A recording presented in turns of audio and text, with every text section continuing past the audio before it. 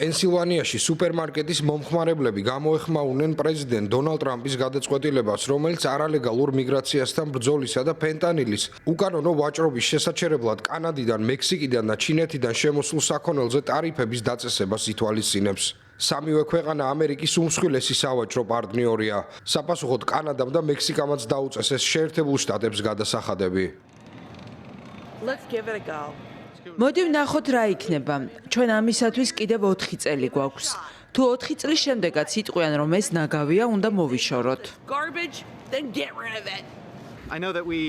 მე არ მაქვს დიდი ეკონომიკური ცოდნა, ამიტომ არ შემიძლია ამაზე გადაჭრით ვისაუბრო. მაგრამ ვიცი, რომ ამ ქვეყნებთან, განსაკუთრებით ჩინეთთან, ჭიდრო სავაჭრო ურთიერთობა გვაქვს. მექსიკა და კანადა ჩვენი მეზობლები არიან. როგორც მგონია, მათთანაც კარგი ვაჭრობა გვაქვს. ტარიფები აუცილებლად გავრცელდება მომხმარებლებსაც. დონალდ ტრამპმა დამატებით 10%-იანი ტარიფი დააწესა ჩინეთიდან შემოსულ საქონელზე. მან ეს გადაწყვეტილება კონგრესის თანხმობის გარეშე მიიღო. ამერიკის პრეზიდენტი აცნობიერებს, რომ ამ ნაბიჯმა შესაძლოა ინფლაციის ზრდა და სამუშაო ადგილების შემცირება გამოიწვიოს.